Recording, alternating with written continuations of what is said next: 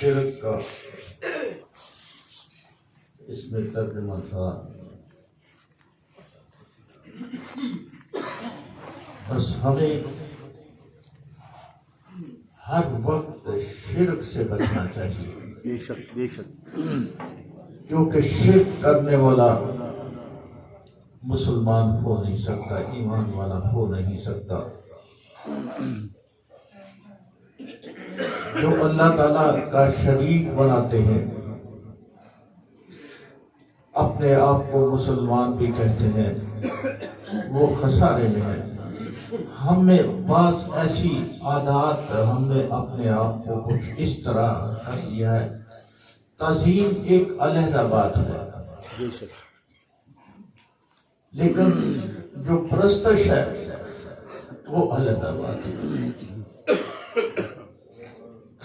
تعظیماً ہم ایک دوسرے کے ساتھ ہاتھ جب ملاتے ہیں تو ہم السلام علیکم ورحمۃ اللہ وبرکاتہ کہتے ہیں۔ یہ بہت بڑی دعا ہے، بے شک، اور جب پھر جس پہ ہم سلامتی بھیجتے ہیں وہ پھر جب لوٹاتا ہے ہمیں، اللہ جب وہ ہمیں وہی الفاظ لوٹاتا ہے کہ تم پر بھی سلامتی ہو بے شک اور برکتوں کا نزول ہو، بے شک،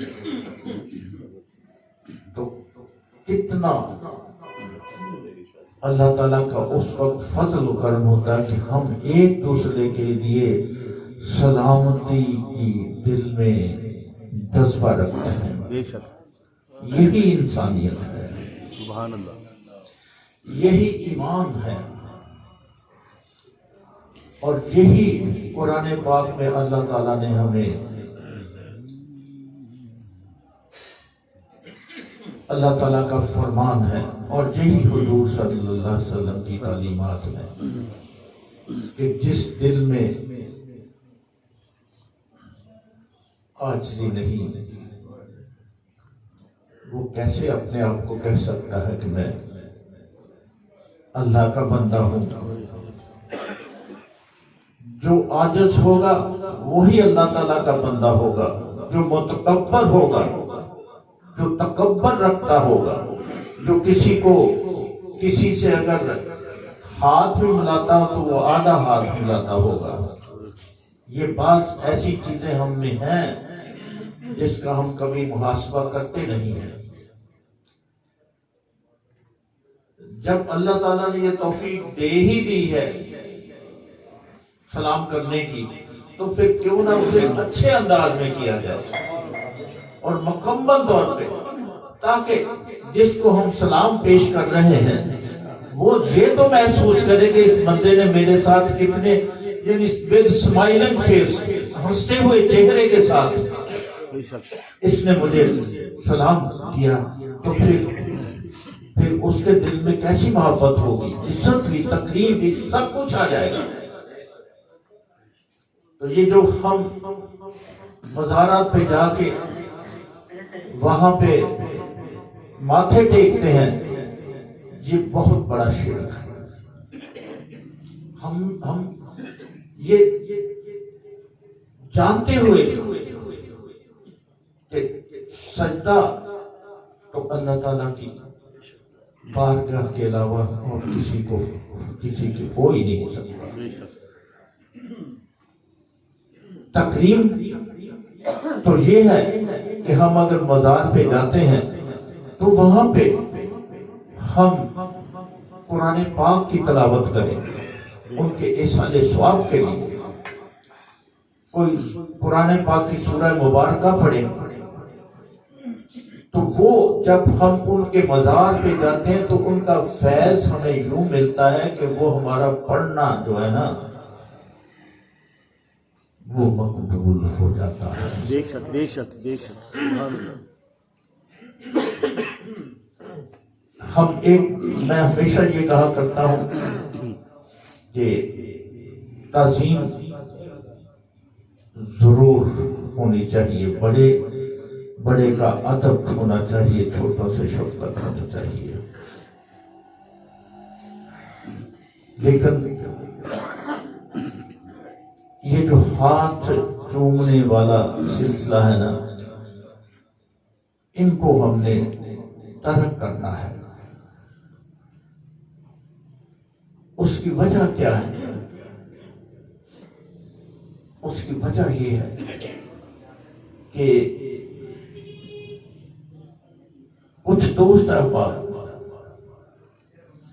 جو دینی لحاظ سے بڑے مضبوط ہوتے ہیں، جو جن کو سمجھ ہوتی ہے، جب ان کے سامنے ہم یہ کرتے ہیں تو وہ اچھا تاثر نہیں لے کے کرتا ہے۔ تعظیم آپ معانقہ کریں، ہاتھ ملائیں، خوبصورت پورا پورا، بلکہ دونوں ہاتھوں سے آپ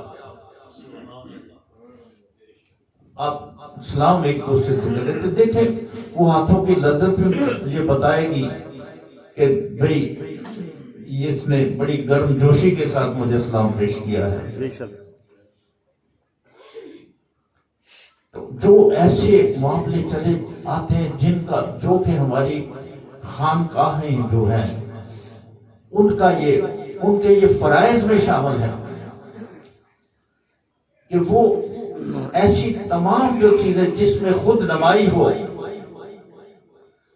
جس میں خود کو سب سے اعلیٰ پیش کرنے کی سلسلہ ہو، تو وہ پھر میرا تو اپنا جو ذاتی اور یقیناً جو عالم دین ہیں وہ بھی یہی ان کا بھی یہ سوچ ہوگی کہ خانقاہیں ایک روحانی تربیت کے لیے ہوتی ہے۔ جب انسان روحانی طور پہ مضبوط ہو جاتا ہے تو اللہ تعالیٰ کا اس کے ساتھ رابطہ ہو جاتا ہے۔ بے شک جب تقویٰ ہی نہ ہوا تو پھر کیسے ہم یہ کہہ سکتے ہیں کہ ہمارا اللہ ہماری دعاؤں کو قبول فرمائے گا؟ اللہ اکبر، اللہ اکبر۔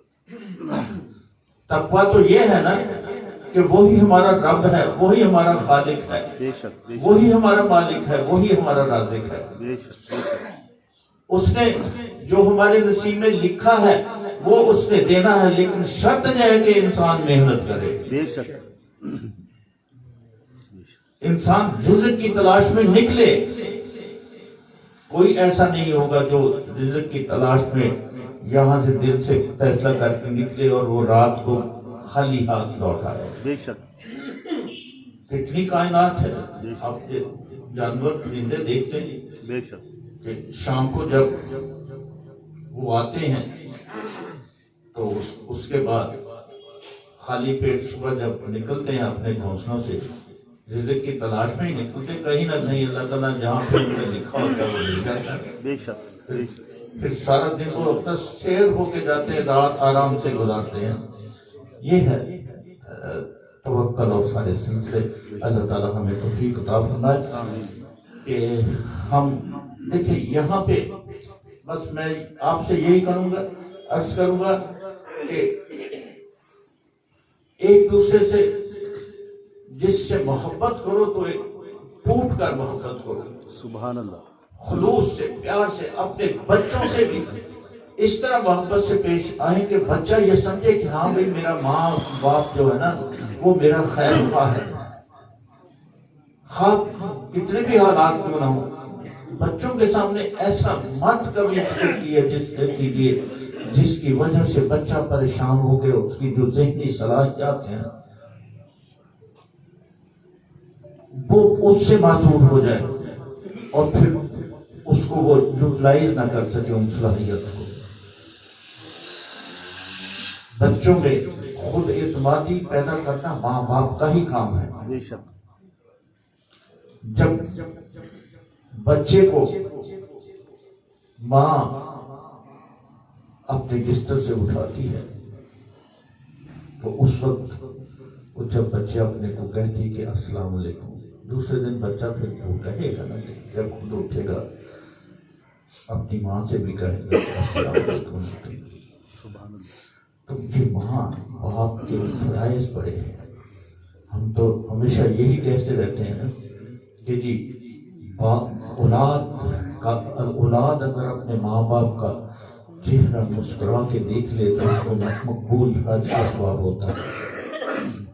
بالکل اللہ تعالیٰ اور اس کے محبوب صلی اللہ علیہ وسلم کا فرمان ہے، یہ کبھی غلط ہو نہیں سکتا۔ بے شک بے شک اس کو اگر ہم تسلیم نہیں کرتے تو پھر ہم کیسے دعویٰ کر سکتے ہیں کہ ہم مسلمان ہیں؟ بے شک اللہ تعالیٰ کی ذات حق ہے، اس کے محبوب صلی اللہ علیہ وسلم حق ہے، آخری نبی، اور قرآن پاک حق ہے۔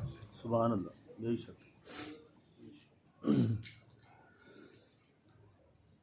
میں آخر جو بات کہنی تھی وہ بھول گیا، بڑی خوبصورت بات میرے ذہن میں آئی تھی، وہ اب ذہن میں آ نہیں رہی۔ اللہ اکبر۔